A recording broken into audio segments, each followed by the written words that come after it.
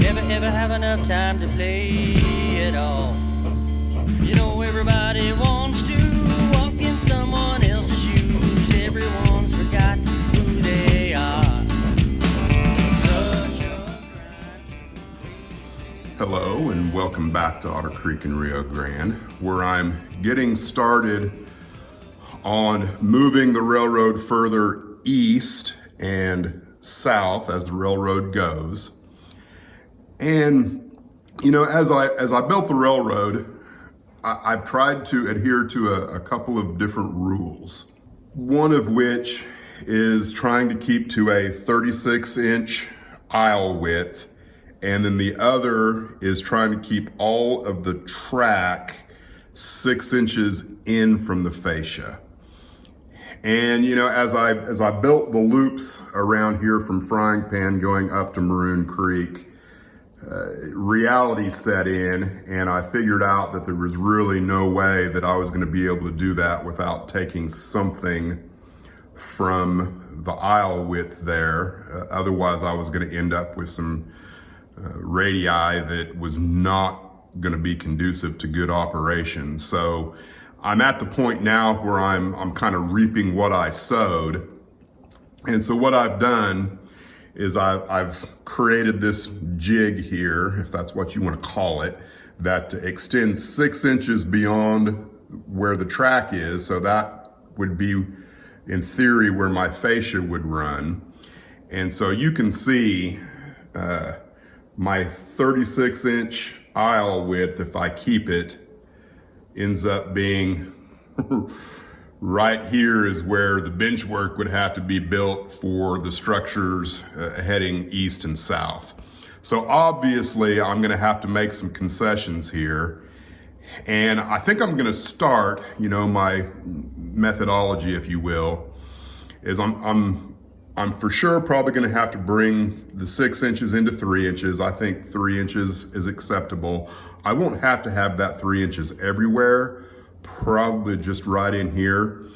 So I'm gonna back this off to 3 inches, and then I will probably end up backing this off into, I might look at 34 and then at 30, just kind of see how it lays, and then just kind of figure out where the arc of this fascia would be in relationship to a decent aisle width here, and kind of play with that before I actually build any bench work.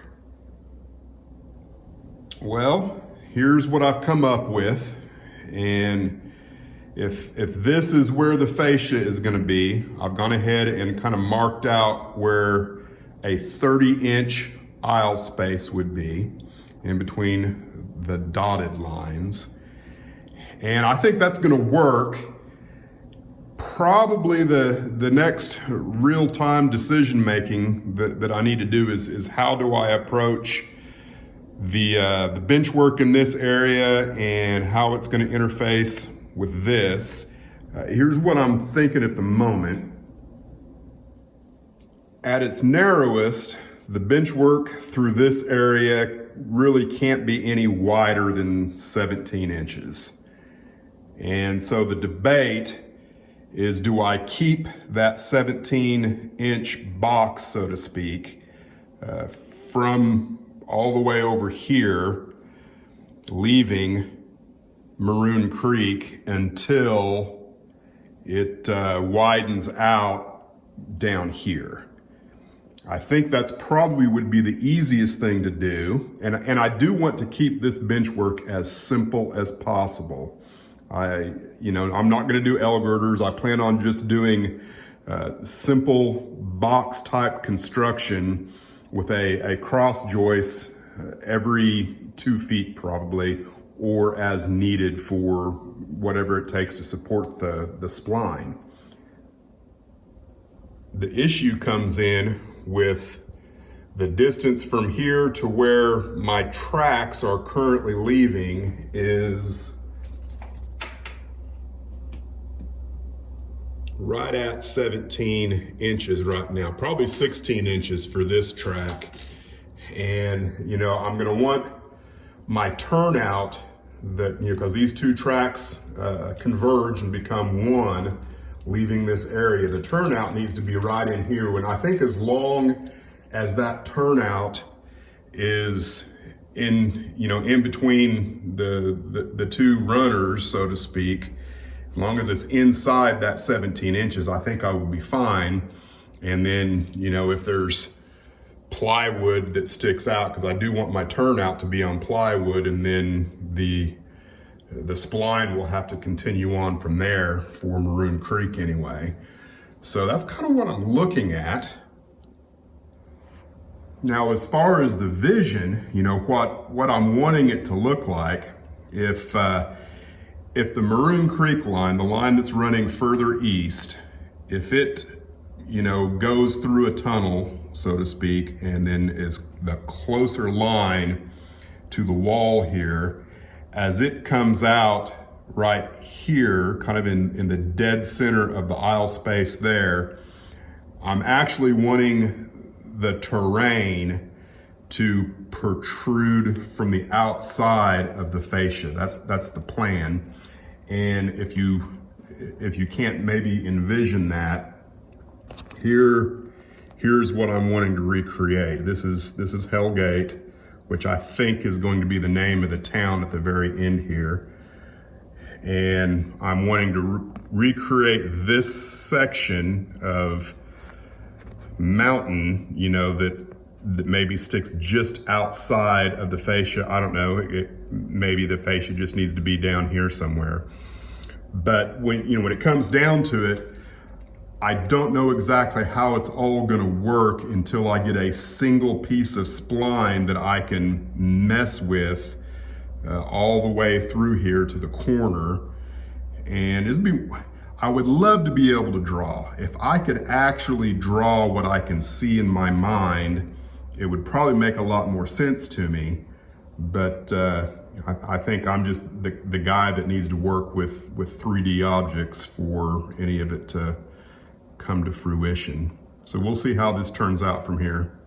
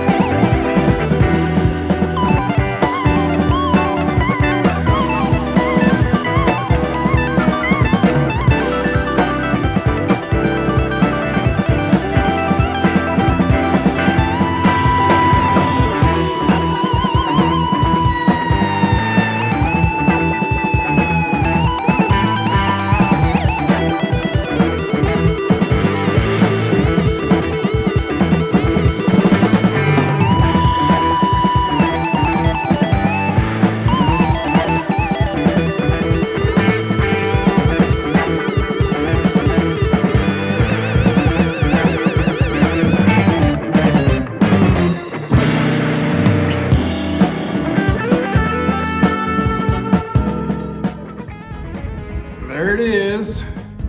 I guess you could call that installed. Now, you're probably wondering, what's up with the height here.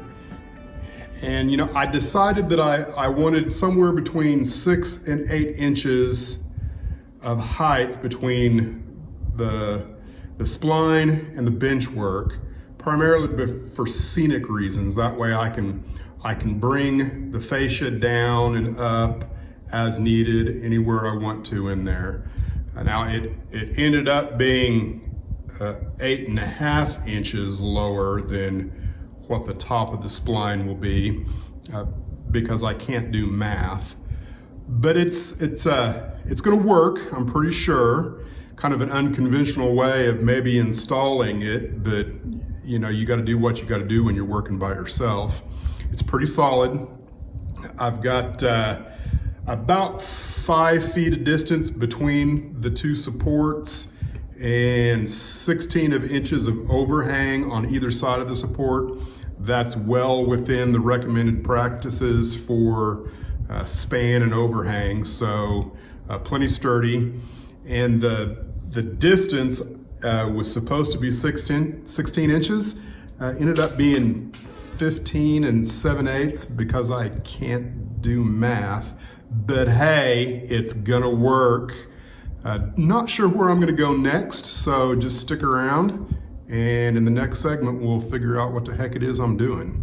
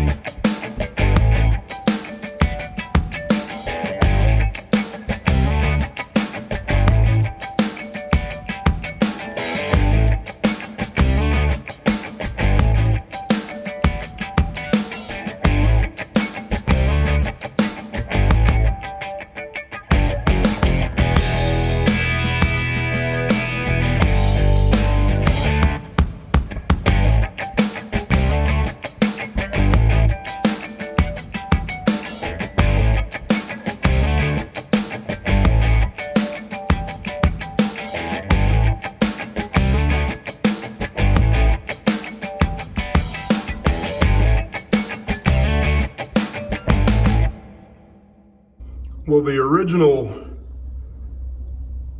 piece of plywood that I used for the electronic components here, the tower LCC and the stall motor driver for the east end here of Maroon Creek, just wasn't gonna fit where I wanted it to originally, so I had to make some adjustments to it.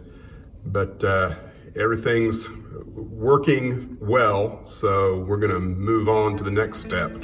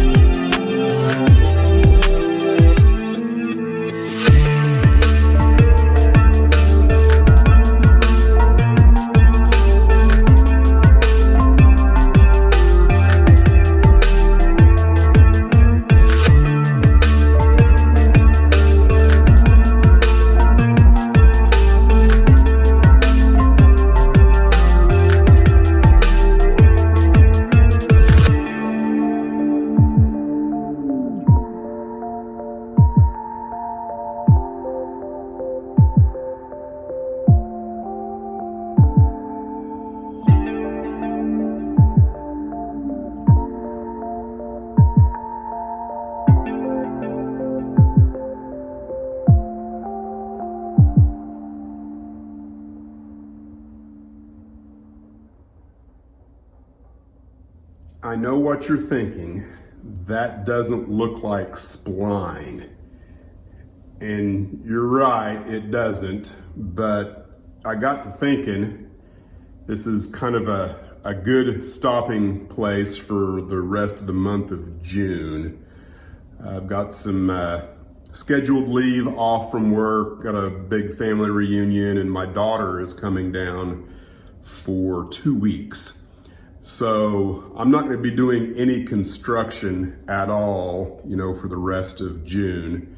So I thought, why not just build a temporary staging yard that eventually can be moved to multiple locations, and this will allow me to kind of operate the railroad with an east end staging yard that I haven't had yet. And I have done a little bit of operation since its installation, and it's nice. I enjoy being able to terminate a train on this end, run around, and I can turn on the Y at Maroon Creek and get it prepped without having to put hands all over it to turn it around. So not sure what the next thing is. I believe I need to do the same thing down on this end that I did here with the dotted blue lines to kind of make sure that I know where I'm at as far as aisle space goes. And this right in here seems to be fine. There's not really any major issues there. I'm not going to be operating in the aisle. I'm just going to be walking through, so I don't think that's going to cause problems. Now down on that end in the corner and in this area, I do expect to be operating. So, I'm going to pay a little closer attention, and I'm pretty sure that I'm probably only going to end up with 3 inches of distance from track to fascia coming around the end, which I don't really like, but I'm probably going to be the only one ever operating this thing, so I'm not too concerned. We'll see what happens the next segment. I might be finished. I've taken a lot of video. I really have no idea how much time I've spent. This could be the last segment, I guess. If you hear music, you'll know that the video's over. If not, then I guess there's music. Thanks for watching Otter Creek and Rio Grande. And we will catch you in a future episode with more progress.